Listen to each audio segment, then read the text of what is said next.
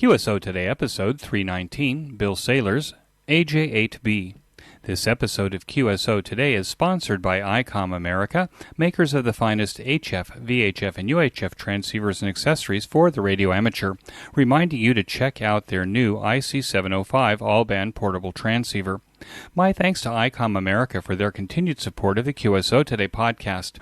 Welcome to the QSO Today podcast. I'm Eric Guth, 4Z1UG, your host. Every time I have a QSO Today, I am writing notes that I put in the show notes pages that accompany each episode. If you're listening on one of the syndicated channels or to a podcast player, you may not know that all of the show notes for each episode are at www.qsotoday.com. In the upper right-hand corner of the homepage is a search bar. Put in the call sign of the ham that you wish to look at and go to the show notes pages there. Bill Saylers AJ8B had a great ham radio start as a kid in the 70s. Bill loves to work CW to pursue DXCC and just to ragchew and communicate. He hones his skills with the help of CWOPS and is open to the opportunities afforded by all of the new digital modes. AJ8B is my QSO Today. AJ8B, this is Eric, 4Z1UG. Are you there, Bill? Eric, 4Z1UG, this is AJ8B in Waynesville, Ohio. Go ahead, sir. 5-9 copy. Bill, thanks for joining me on the QSO Today podcast. Can we start at the beginning of your ham radio story? When and how did it start for you? My dad, K8DWE, Jerry, was a ham. He used to work a lot of 6-meter AM in the 60s and 70s, and I would pretty much sit there and listen and talk and really enjoyed that part of it. And I was also his QSL manager at an early age. And on top of it, he worked for a burglar alarm, fire alarm company, and he would bring this older equipment that had been replaced home, and it was always my job to remove the components and catalog them for future projects, make sure the power supplies were working and that kind of stuff. And of course, back then there was no service mount or even transistors, so it was a pretty easy job, but it really kind of kindled the fire to see what I could do and how I could put them together. So that was where I got my start. What did a child QSL manager do? What was that job description like? He would get a QSL card that came in and see if it was actually sent out in the log, the paper logbooks, and if not, he would prepare one and send it out. If it was, I would just file it appropriately and then make sure that Dad saw it. I think in retrospect, it was his backhanded way to kind of get me involved and keep me involved at an early age. And what kind of station did he have? He had a Globe King, which was a 3-tiered, a giant transmitter, 500 watts, I believe. He had a Clegg also, and I can't recall the model number on that. And he had a Hallicrafters SX, I think it was a 111 was his station. And then just a variety of, he had a halo up on the roof and he had some dipoles and stuff like that. So that was his station. But I always thought was cool was he would turn off the shack lights when I was talking so I could see the voltage regulator tubes glowing on and off through the heating vents. So that was, when you're 8, 9 years old, that's pretty cool stuff. Oh, of course. All the lights and the knobs and the meters moving, that was really the thing that captured my attention. When did you get your first license then? I got my first license in 1971. It was a novice ticket at the time, and so I had not quite turned 12 yet. And I can remember getting it because I received a batch of cards from the little print shop in Texas that had a call sign and my name on it. And it was actually another week to 10 days before I got the actual ticket. And I diligently stayed off the air, but boy, I listened every day for that 11 days before that ticket showed up. So that was my first ticket. It was good for 2 years. I tried upgrading once to general after that. We used to have to draw the Colpit and Hartley oscillators and that kind of stuff, and I just never quite got the hang of it. So then I got another novice 3 years after that, and that was WN8TZN. And then after that, I kind of stayed in it and finally upgraded later. They said that with the Hartley oscillator, that the way that you remembered that it was a Hartley is that there was a tap into the center of the coil, into the heart of the coil. Remember that? I wish I had known that. The other one I remember a Pierce too. There were 3 oscillators that you had to be able to draw. And I remember being so intimidated by this guy from Detroit. And he said, when I tell you to put the pencils down, you'll put them down or you'll leave with no hope of a license. I will never forget that the rest of my life. He was a real advocate for ham radio in those days, I'm sure. He was a recruiter. Yes, he was. He was. He just wanted to make sure there was no monkey business going on in his classroom. Yeah. Okay, well, that makes sense. Besides your father, did you have any other Elmers or co-conspirators that helped you along? I haven't, and there's kind of been three waves of it. So the first one was my dad, and then my mother's sister. WA8FLH was her call, and Clara was a Catholic nun, and she used to work the missionary nets. So she would arrange for medical supplies or food or things like that. She had some QSOs in Africa and some in the Caribbean. And about once a month or so, my dad would say, "Hey, we're headed over to help Aunt Claire on the nun net." So we would go sit in and listen to that, and then she would let me talk to these folks as appropriate. And I really enjoyed the heck out of that. So that was like the first phase of Elmer's. The second phase is when I arrived at college. I had just let my novice expire, the second one expire. And my roommate, Frank K1FJ, was a big national traffic system guy, the best CWOP I've ever known. And he kind of got me going again. So I made it to advanced. And he kept saying, well, we could do this if you were just an extra. I'll bet that girl would go out with you if you were just an extra. And I got so tired of hearing that my freshman year that summer I upgraded at the time to KB8DF. So Frank was that kick in the butt kind of an emotional mentor. And then the last say 8 or 10 years, the guys that have really, really got me focused and probably taught me more about ham radio than anything. I think there's 3 or 4 of them. At least one of them has been on the QSO today, and that's Jay, K4ZLE. WAGEX, Joe's another one. And Joe's kind of the local or maybe the international 60-meter guru. He has the website. He has the newsletter. He's always promoting 60-meter newsletter. Dave KDV, he's the guy that got me really involved in clubs. And he also got me to be the QSLN letter N bureau checker. And he knows more about the DXCC program than anybody. And then Tom, NR8Z. Tom is just a great professional guy. He runs our club meetings, but what I really like about Tom is he's patient. He'll listen. He'll address things. He doesn't get flustered. So those, and I'm sure there's other ones I should mention and I'm not, but I can really point to those guys and say, I got this from this person. I got this from this person, et cetera. So I've really been blessed to have this 3 waves of mentors, if you will, that have kept me going over, I guess, almost 40 plus years. Now, it's my understanding from reading your bio that your father would not allow you to just have any rig when you first got your novice license, that you actually had to build your own. What was the first novice rig? Yeah, I should have looked up more details. I knew you were going to say that. I'm horrible at remembering tubes and things, but it was called the Novice Special, and it was out of a handbook that year. And what was even worse is that he had picked up an ICO 720 CW rig somewhere, but instead of repairing it, we were going to build this first rig. So it was if I recall, pretty much a single tube. I had a 7163 crystal and a 7152 maybe crystal.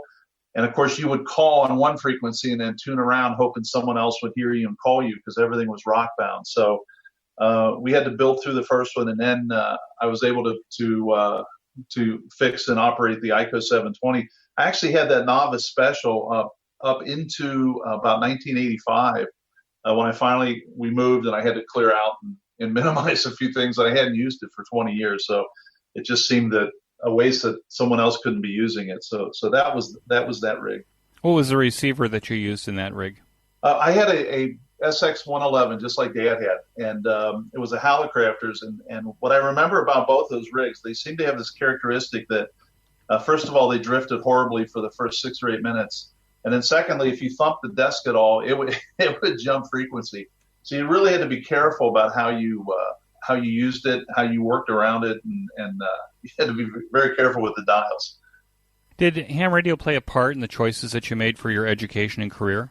It really did, because by the time I hit high school, I was there was a science teacher that had a ham license.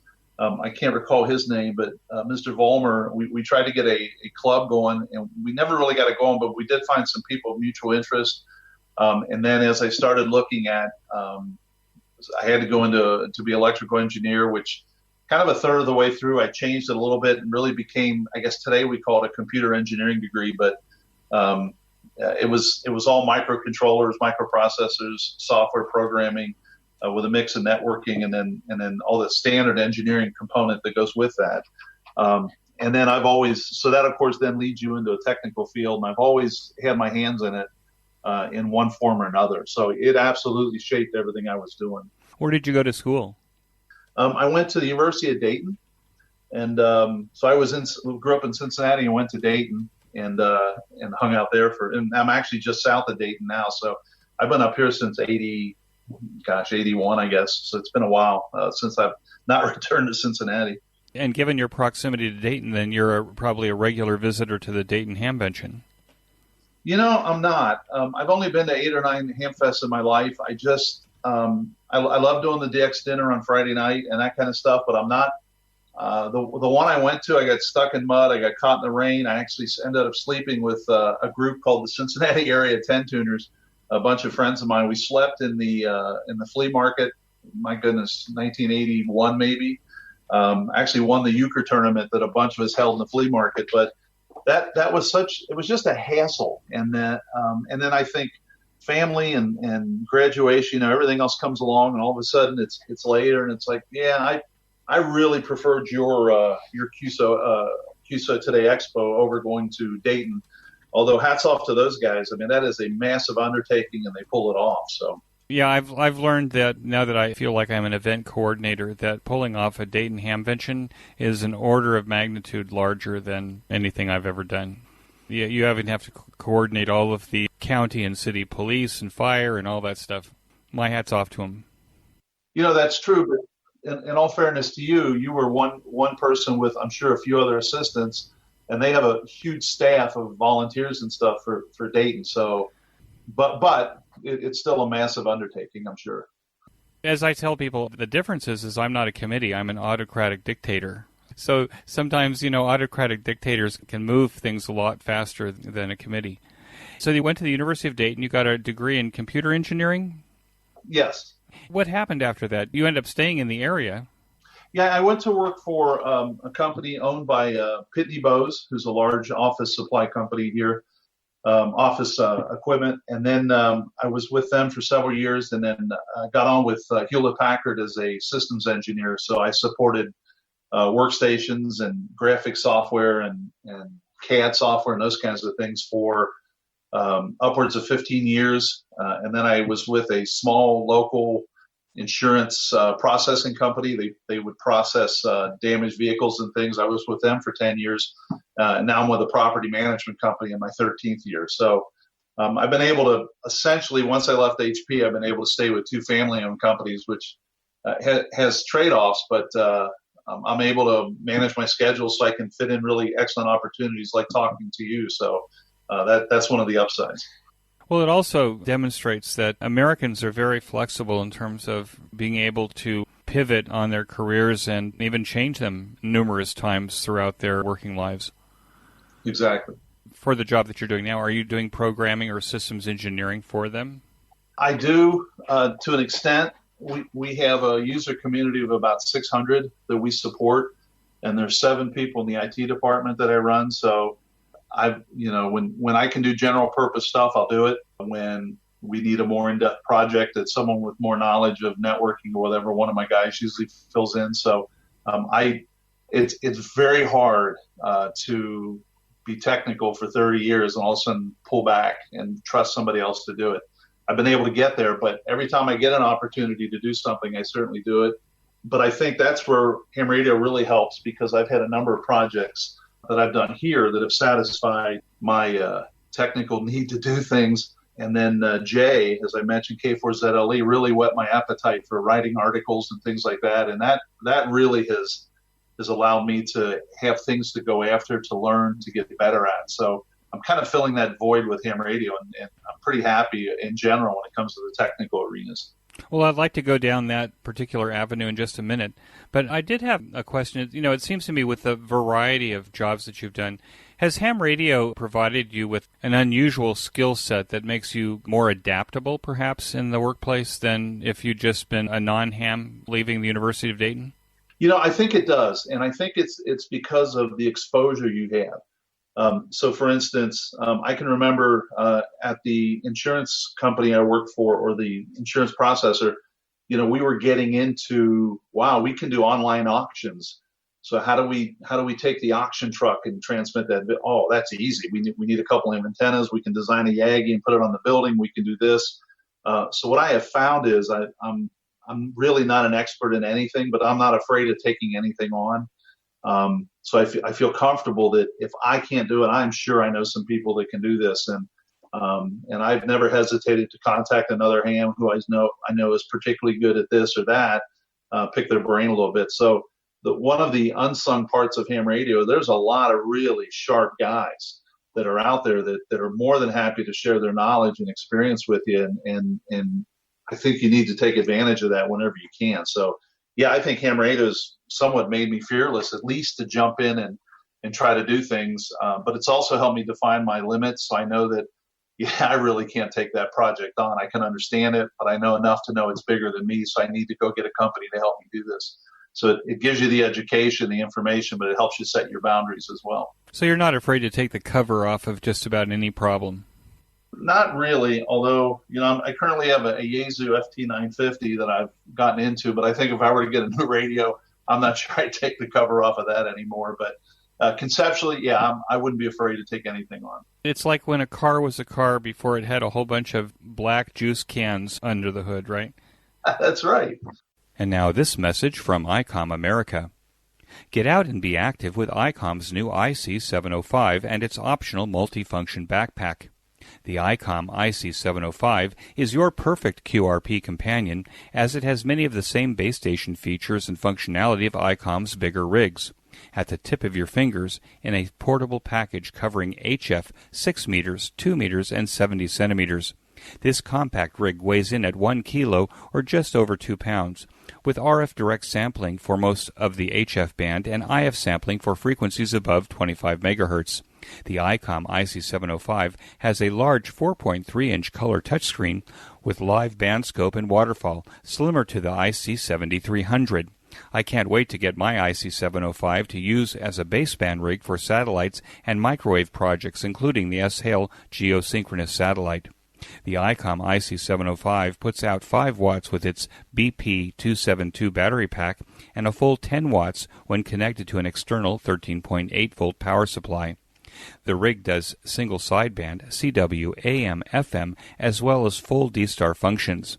Other features include micro USB connector, Bluetooth and wireless LAN over Wi-Fi, integrated GPS with antenna and GPS logger, a micro SD card slot, and the HM243 speaker microphone is standard equipment. As this is the perfect QRP or QRPP rig, the perfect accessory for the IC705 is the optional LC192 backpack with its special compartment for the IC705 and room for accessories for SOTA activations or just a day social distancing in the park. For more information on this fabulous new rig, click on the banner in this week's show notes. And when you go to buy your new ICOM IC705, be sure to tell your dealer that you heard about it here on QSO Today. My thanks to ICOM America for sponsorship of the QSO Today podcast. I saw that you were involved with some early ham radio software development around TNCs and packet radio. What was that about? Wow. So there used to be this thing called CompuServe. Sure. And so somebody in the DX club had said, this had to be 82, 83, 84, something and anyway, they had a TNC, a multi-mode PK232, but then they also had this other packet radio that they would get their spots on, and they hate the fact that they can't combine them in a window and that kind of stuff. So I wrote some dual port TNC software initially in Visual Basic 3, kind of wrung it out, had some people testing it. I put it out as shareware on CompuServe. and that was my foray into that field. I don't know if I was disappointed that not too many people took it on, but then I've heard horror stories about stuff that was downloaded and people weren't happy with it. You end up being a slave to it. So at the time, it was terrific. It was a great experience. But trying to transfer files at 38K and 50K baud was just brutal. So, but that's what that was. It was a dual node TNC controller. I think I called it Duocom. And that was the first article I'd ever published in a VP2ML. Chad Harris had a DX magazine. And he was kind enough to publish that in there. And that was thrilling. That was much more thrilling than actually writing the software and using it and getting it to work, I think, for me. I do want to go there, so I'm kind of like holding the audience back here. But for those people that are not DXers, those hams, because, I tell people now that that's my new thing, that ham radio is a huge circus tent with 3 rings in the middle, DX, contesting, and I guess I'll have to think of rag chewing. Maybe those are the 3 big rings in the middle, but then it has 1,000 sideshows. So for those people that are engaged in the 1,000 sideshows, what is a DX spot? A DX spot is a way for instance, if I were to throw the radio on right now and I'm tuning across and all of a sudden I hear T7, a San Marino station. 30 years ago, what we would do is we literally had papers and I would look and say, who in the club needs T7? These 3 guys, I'd have their phone numbers and I would call them and say, hey, if you still need T7, they're on 14251. And so over time, that has evolved to websites that essentially you can log into and you fill out a little form that says, hey, T7 is at this frequency and here's a comment or two, like he's listening up or listening down or whatever. And as soon as you hit send, that very same information appears on anyone else who's connected and is watching it. So it's a quick way to listen to the bands, if you will. And then the software has gotten so refined that, for instance, in my station, I use something called DX Lab. And if there is a country on that I need and a spot from the Midwest, I get a text message sent to my phone. Not that it helps me a lot if I'm at work, but if it's Saturday, I'm out back and I see that, I come running in and see what I can do about it. So that's what a spot is. So the thing that controls those is a spotting cluster, but the spot itself is essentially an announcement of a station that's on the air. Now, is that the same as a DX cluster? It is. So a DX cluster is the same thing? Yes, sir. One of the things that I've done in looking up your life, and you make it very easy because you have a very nice website, I'll put that link in the show notes page, is that I looked at a few issues of the Southwest Ohio DX Association newsletter, and I was blown away. That's almost a magazine in terms of the quality and the in-depth articles that are written for it. And it seems to me that you are now not only a contributor, but the editor of the magazine? Yeah, so it's been about 4.5 years now. And our DX club, I'm sure, is like every other DX club, perhaps. The populating is starting to age a little bit. Not everyone's coming to the meetings and things, and yet we want to build that sense of community. So we had the idea to create a newsletter. And so that's what I did. Started just contacting guys I worked. So for instance, there was an IZ0QNM, I believe.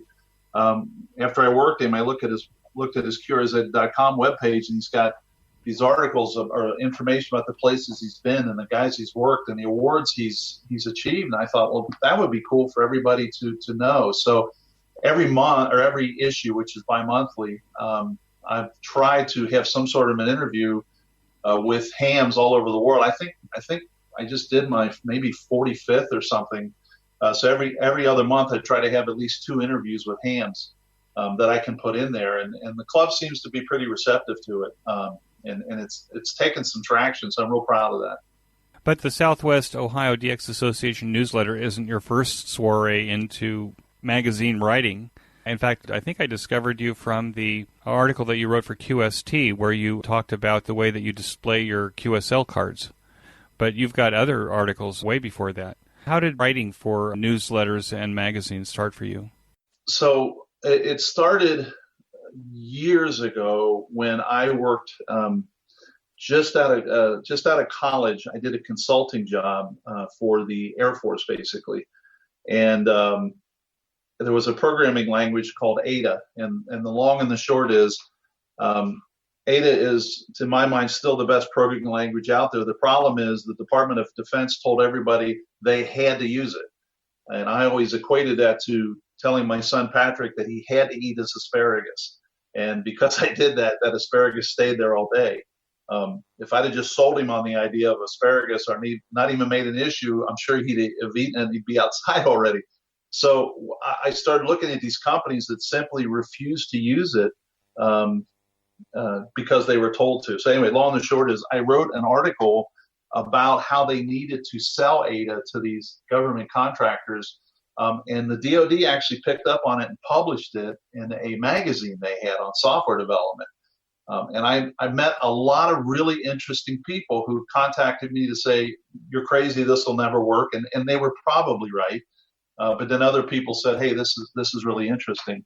So I took that, and then I started coaching basketball. I coached that for 16 years, and I had a blog, and I wrote a book, and it allowed me to meet some really interesting people, and yet really get my point across on certain issues that I thought were important. So it just kind of evolved, and to me, I enjoy it. I really like writing. I really like the feedback.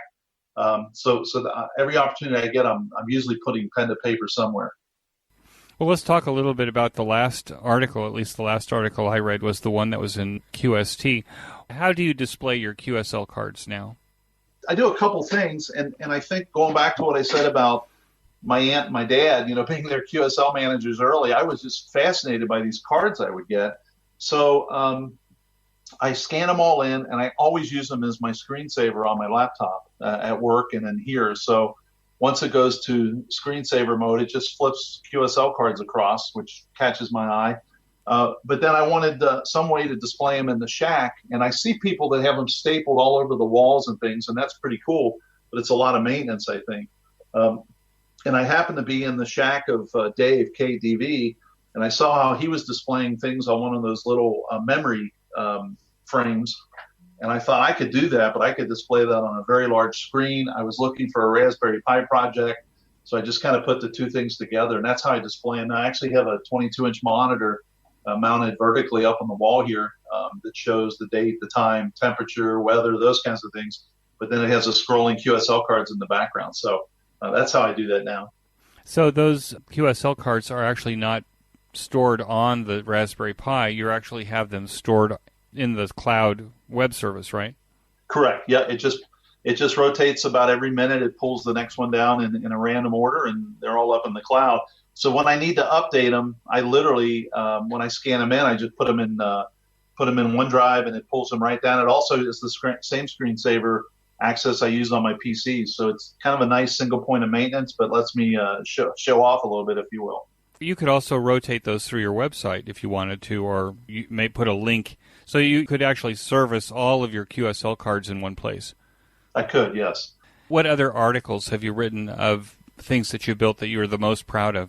The one that has really proven to be hugely beneficial was my first article for the National Contest Journal, and it is a Raspberry Pi recorder. So it can run. I've got enough storage on there. I think I calculated it could go 2 weeks solid if you wanted it to.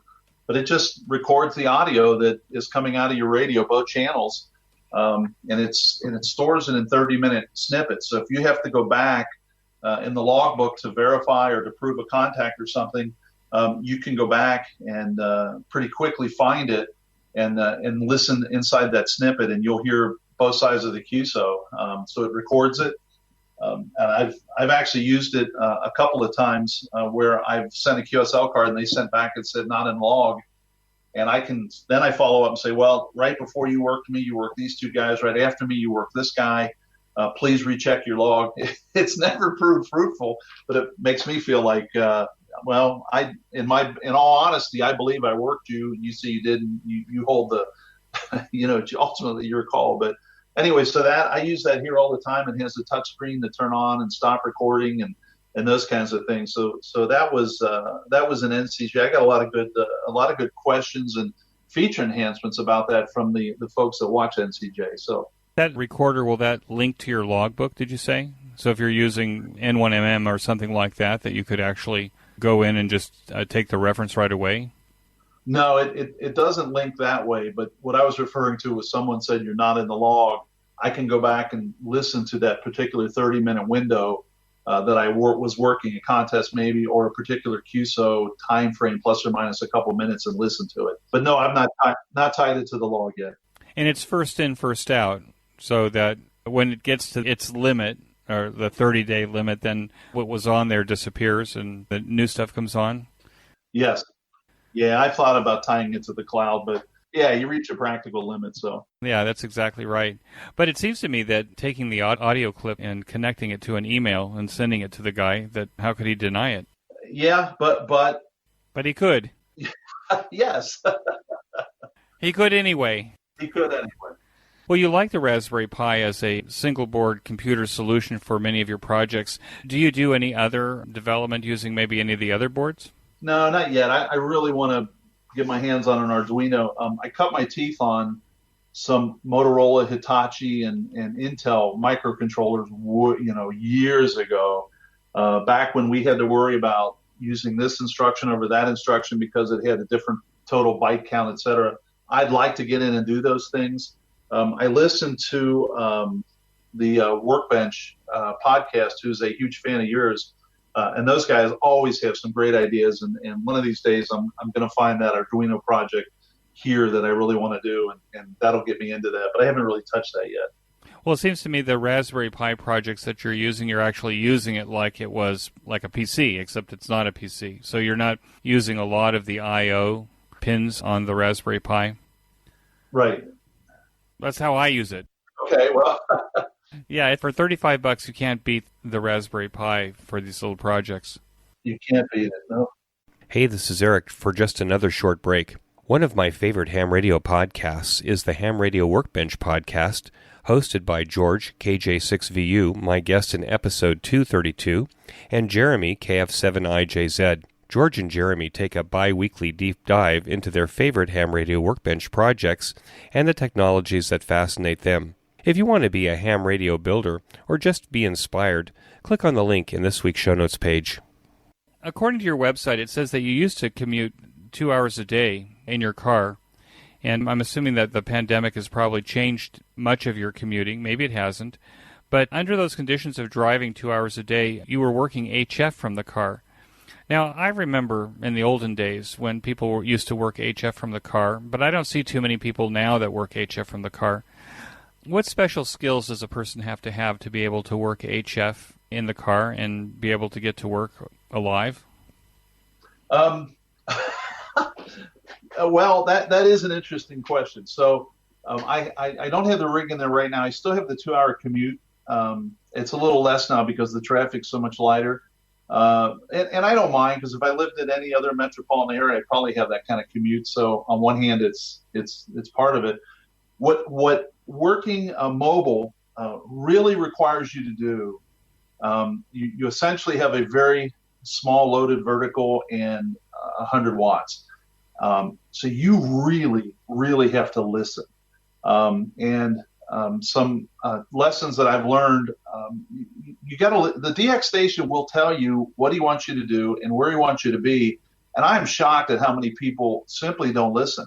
And I've been able to work really a lot of good DX from the car when other base stations couldn't do that, because they kind of want to stand there and slug it out. And yet, if you listen to when he says up 5, he really does mean up 5. He doesn't mean, call rental frequency. And sometimes if you listen, you find out that they're tail ending, so you can jump in, throw your call in there quickly. You can also simply say mobile, and a lot of guys will come back to you as mobile. So I think the skills are, you have to listen, and I think you can do that pretty well while you're driving. It's when you're trying to change frequencies and do things when you're driving that makes it a challenge.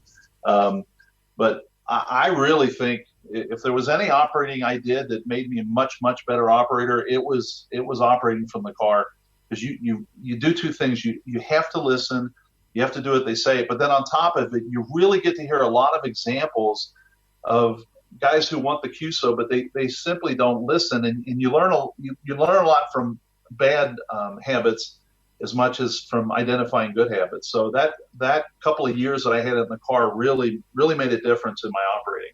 What's the operating mode that you do from the car? I only do sideband.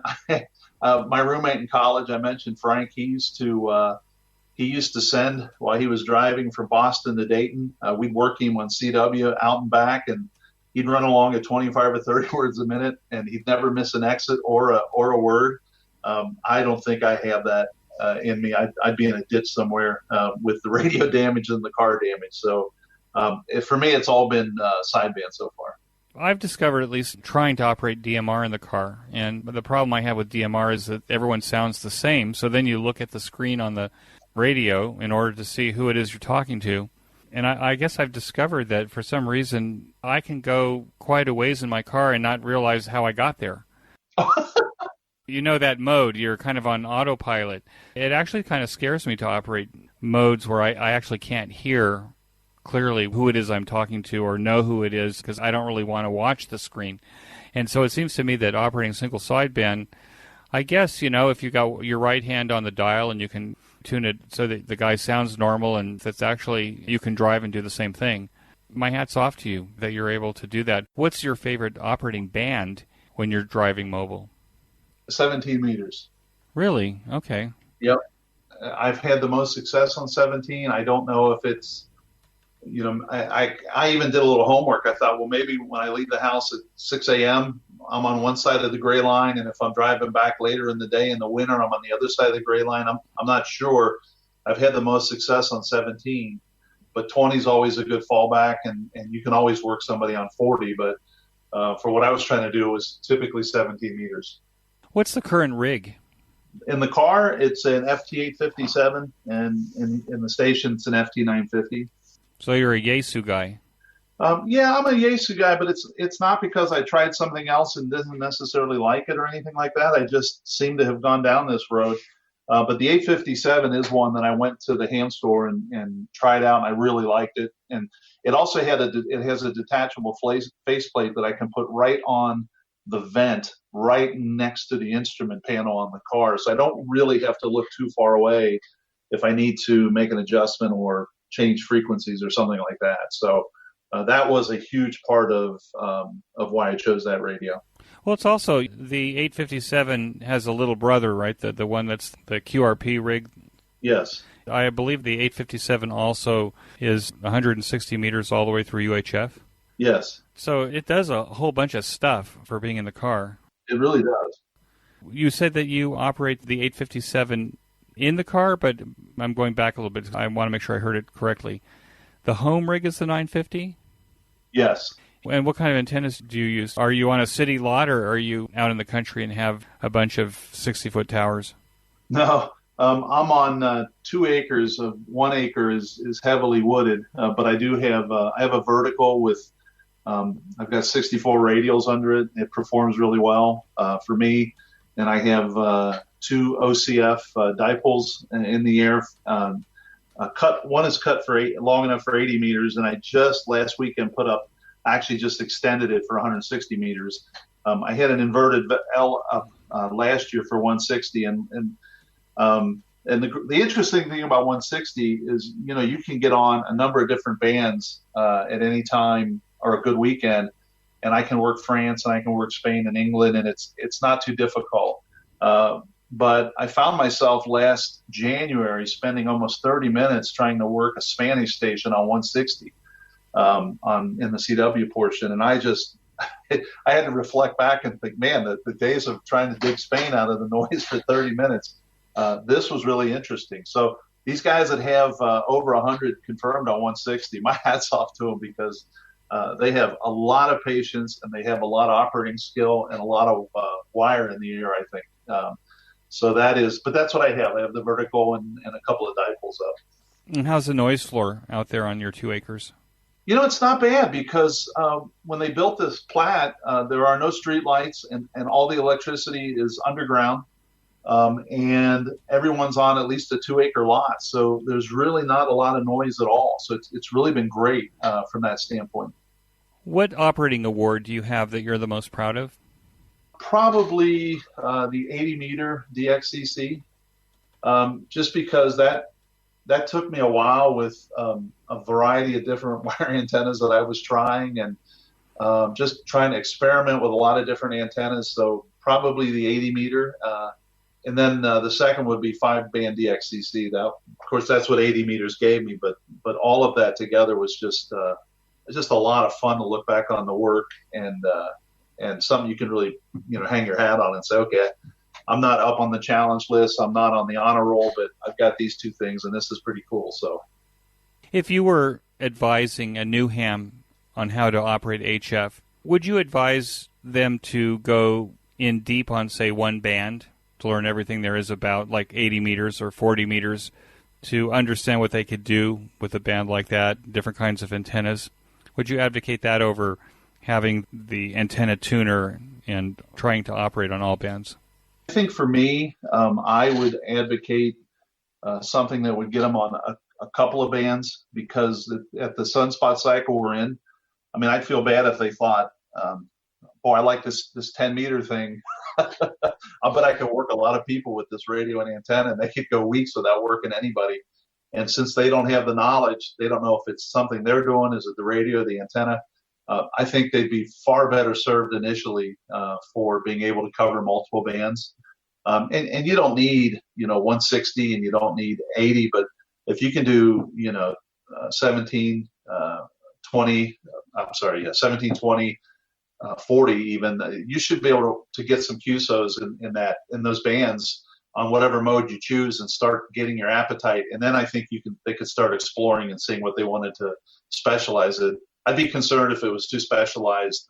They'd miss the fun, and it just kind of, in the back of their mind, it's like, well, I knew I didn't spend enough, or I knew I didn't take enough time, or I didn't get this right. I'd rather have them get some easy successes and start feeling comfortable with it. Do you use an antenna tuner? I don't. I mean, you had the inverted L that was actually cut to resonance. Yes. And the OCF that I have a 4-to-1 balun on it, and it is resonant on all the bands that I use it for. So, and on the vertical, it's a 5-band vertical, but I have the 12 meter and the 17 meter kit on it. So no, I don't have it. I have a tuner, but I don't use it. It's in the closet right now. Now, you said you operate CW. Are you a big-time CW operator, or have you done some recent training to kind of improve your CW skills? Well, a little of both, because I've always enjoyed CW because there's a real flow to it, and I always thought I was pretty good. I could clip along at 22 or 23 words a minute, and then my goodness, 5 or 6 years ago, I worked a ham Jack. Gosh, I got to think of his call, and I'm embarrassed to say I can't. W0UCE, and Jack was one of the founders of CWOPS. And one thing that Jack was purported to have done is a Navy Morse code trainer. He literally could have 2 45-word-a-minute conversations, one in each ear, and could track both of them and still hold a conversation. Now, I never saw that, but that's the rumor. So, but the thing so I worked Jack, and he invited me to join CWOPS, which I did, and I was really fortunate to go through his training, or the classes that they have. And the great thing that Jack stressed was you should teach it like it's a conversation. If I worked you on phone, Eric, I wouldn't say, Eric, name here is Bill, pause. It was much more just, hey, my name is Bill, and I'm located in Waynesville, Ohio. And so Jack was really stressing that, and I was a little skeptical at first, but I took it to heart. But when you do that, see, your speed actually gets a little bit better, simply because you're in more of a conversational mode. You're not thinking as much, you're just sending. And then some of the other stuff they teach you is terrific. So my speed's up around 34, 35 words a minute right now, which is maybe a little better than average, but not nearly what a lot of these guys can do. But he really made a difference, and CWOPS is terrific. If I can put a plug in for those guys, I taught 6 different sessions of that in CW Academy, and then unfortunately we had some things change at work. I'm planning on getting back into it. I haven't been able to do it yet, but they're just a great group of guys that really want to advance the art of CW, and I would encourage anybody that wants to do better at CW to look them up. They're just great. So the point there is that I took what I thought were pretty good CW skills and increased them dramatically. My Achilles heel is sending. I'm 6'9" and I have hands that are really very large. I do use a Vibraplex block, which is a big paddle but I still seem to have a physical limit, somewhere around 25 or 26 words a minute, which is fine. I don't need to go any faster than that, so I'm comfortable with that. But there are times where I wish I could send faster, and I get sloppy at it. So that's kind of a goal for me over the next couple of years to improve that. Do you have a favorite piece of test equipment on your bench that if your wife said, you've got to get rid of everything, but you can keep one thing? Yeah, I have a Tektronix scope. And the reason I have that particular Tektronix scope, and I can't even think of the model number off the top of my head, is when I was at HP, it was the piece of gear that we used to check HP scopes against. And we'd say, okay, this thing is so well built and so responsive. And so when we started closing the offices down, they were going to just get rid of it. And I said, I'll take it. So that would be my favorite test gear. You can do all kinds of things with a really solid dual trace scope. Like the 465? Yes, that's exactly what it is. That would be my choice, too. Okay. Yeah, that was a great scope. It's still a great scope, by the way. It's still a great scope. Yeah, I even I bring the grandkids down, put a microphone on the input, let them talk and see the waveforms and stuff. So, it still has a purpose. Is there a project? Are you doing any radio building these days besides working on Raspberry Pi projects? No, I've limited myself to some Raspberry Pi projects and antennas and things, but I've not done any radio building. I refurbished an HW101 years ago, and I haven't done anything since. So, what do you think the greatest challenge is facing amateur radio now? I think there's two. I think one is spectrum creep. There are people who like the ARL, and there's people that don't like the ARL, but having a national voice to help us find out when our spectrum's being threatened, helping defend it, is a huge role that they play. So that's one concern I have. The other one is, and it's highlighted, I think, in the current FT8 environment. I don't know if you're aware of this. I kind of have a hunch you are, because of all the different pieces of information you get from different hams. There's some guys out there that embrace FT8 and it's all there is. And there's other people that just are very outspoken against it. It's just a computer making QSOs. They shouldn't count, blah, blah, blah. I think the biggest challenge to ham radio is that we've really got to be open to all these different potential modes. We've got to be open to trying them, to learning from them. I mean, even if you don't want to use it, I think what Joe Taylor and those guys did from a weak signal recovery, that is absolutely black magic software. And I think we need to kind of sit back and say, man, how did they do that? That probably couldn't even been written 5 years ago. So that kind of technology being implemented in ham radio has to be appreciated. And I think everyone has to be a little more open-minded about things, and either try it or at least promote it. And if you're not willing to promote it, don't knock it down, just be neutral on it. But so to me, I think one of the big concerns is, and it's a natural thing as you get older, you get a little more closed and, well, this is how we used to do it. And it's like, well, that isn't how it's done anymore. And I think we got to make sure we embrace that and realize that, hey, we got to be open to this stuff because, like it or not, it's the future. The best argument I heard in favor of FT8, I would be curious to see how many people are on the air now at the bottom of the sunspot cycle because of FT8 and FT4. And I wonder how many people have gotten their license because they were intrigued by it. ICOM and these guys are not going to build radios if there's no market for it. So I think anything that can be done that will keep people on the air and get people on the air is going to benefit all of us. And I think everyone needs to kind of realize that. Well, I think the equipment manufacturers probably owe Joe Taylor their sales over the last number of years because the solar cycle being so low it makes people want to go to DMR, not to knock DMR. That's very interesting. What does seem to be interesting to me, though, is, and I've heard this a number of times with the people that I've interviewed, is that on contest weekends, it appears that propagation seems to work. Yeah, there's an old saying, something along the lines of, isn't it nice that they were able to sync high sunspots and contest weekends, on the calendar.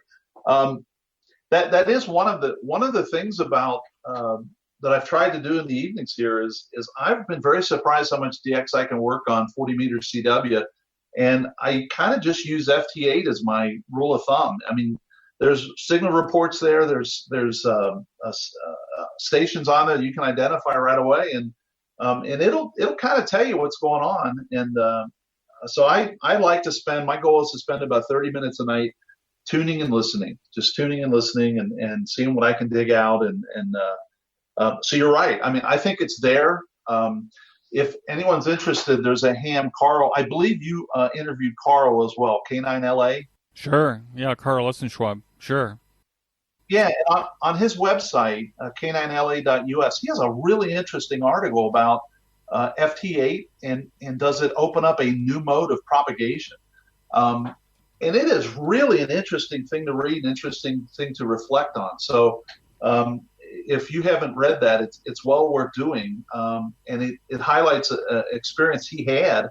If I recall, it was an FT8 QSO on 10 meters where the band was absolutely totally dead. Even the NCDF beacons weren't audible, and yet he documents this QSO and how could it have happened and what propagation mode did it use, and it's really interesting article. So that would be a good read for anybody that's interested.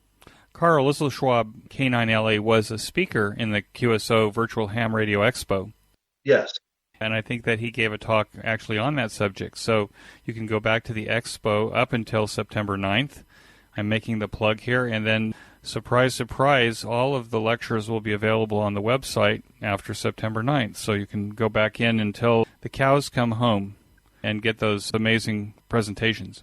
I thought Scott Wright did a terrific job as your keynote speaker. You could not have picked a better guy, a more qualified guy, and really a ham that's making a difference in the world, really, if you think about what he's been able to achieve. So hats off to you for pulling that off. Yeah, well, thank you very much. The truth has to be known is that Scott is a great consumer of podcasts and great supporter of all of us who make podcasts. You know, Scott, as busy as he is, was more than willing to come on and be the keynote speaker, and I thought he did an absolutely amazing job with that. And God willing, his efforts will be used across America and maybe across the world to treat people who have gotten the virus.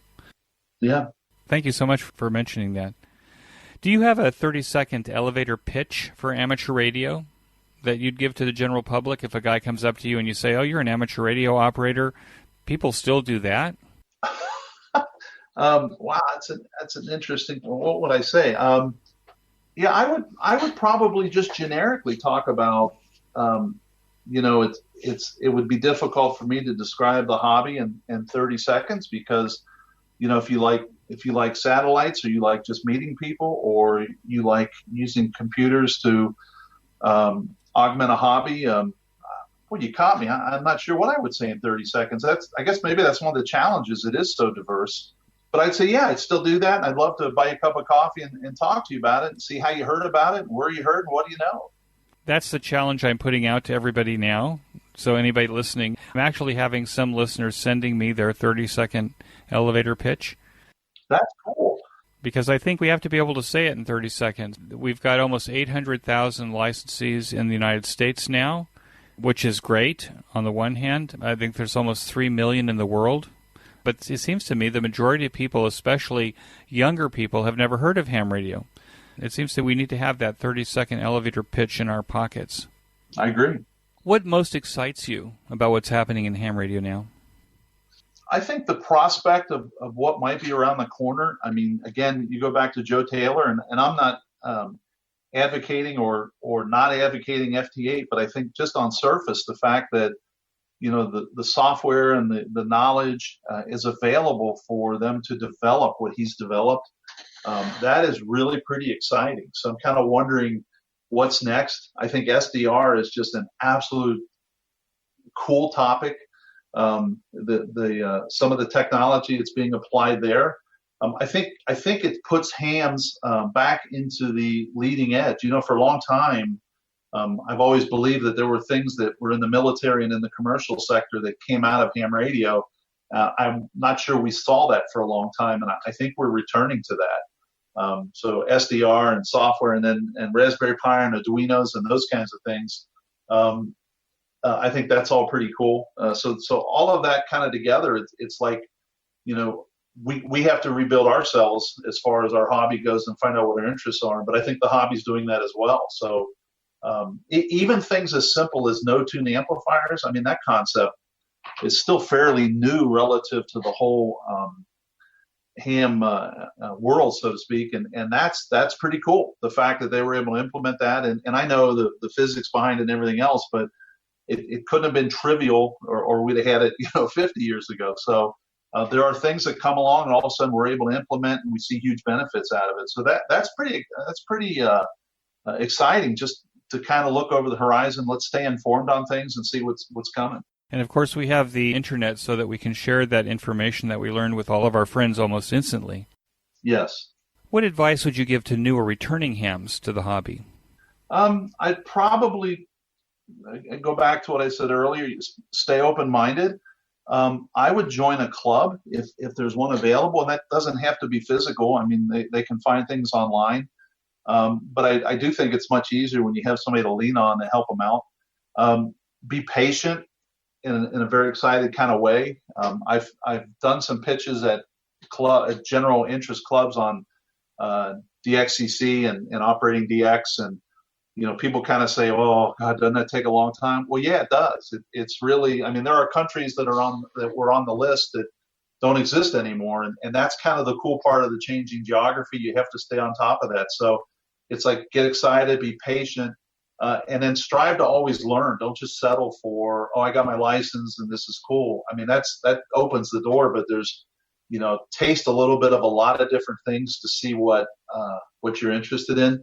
And I'd like to see people be a little more forward. So the best advice I got was from Joe, WAGEX, and Joe has always said, hey, the worst thing that can happen is that you get told no. So if you want to interview some people, send them an email, give them a call. If you want to find out, there's a guy, HK3 Charlie, that guy has the best audio on the planet. And when I hear him, I know exactly who it is. And I've called him and I've talked to him and I've learned a ton.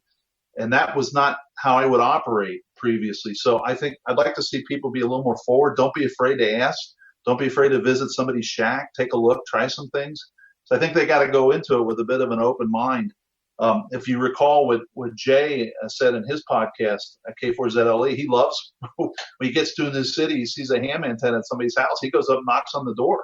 I'm not quite there yet, but I think that's the attitude we'd love to have new hams embrace, so that they can get out and they can enjoy our excitement. They can share in it, and they can get caught up with some of it on their own. Well, I think that's great advice, Bill, and I really appreciate your joining me on the QSO Today podcast. With that, I want to thank you so much and say 73. Thank you, Eric, for the opportunity. I can't tell you how much I appreciate it, and how much I appreciate what you're doing and what you've done, and I think it's going to make a difference in years going forward. So kudos to you. Thank you. That concludes this episode of QSO Today. I hope that you enjoyed this QSO with Bill. Please be sure to check out the show notes that include links and information about the topics that we discussed. Go to www.qsotoday.com and put in AJ8B in the search box at the top of the page. My thanks to ICOM America for its support of the QSO Today podcast. Please show your support of ICOM America by clicking on their banner in the show notes pages. You may notice that some of the episodes are transcribed into written text. If you'd like to sponsor this or any other episode into written text, please contact me. Support the QSO Today podcast by first joining the QSO Today email list by pressing the subscribe buttons on the show notes pages. I will not spam you or share your email address with anyone. Become a listener sponsor monthly or annually by clicking on the sponsor buttons on the show notes pages, or use my Amazon link before shopping at Amazon. Amazon gives me a small commission on your purchases while at the same time protecting your privacy. I'm grateful for any way that you show appreciation and support. It makes a big difference as I head towards episode 400. QSO Today is now available in the iHeart Radio, Spotify, YouTube, and a bunch of other online audio services, including the iTunes Store. Look on the right side of the show notes pages for a listing of these services. You can use the Amazon Echo and say, Alicia, play the QSO Today podcast from TuneIn. My thanks to Ben Bresky, who edits every single show and allows both this host and my guest to sound brilliant. Thanks, Ben. Until next time, this is Eric, 4Z1UG, 73. The QSO Today podcast is a product of KEG Media Inc., who is solely responsible for its content.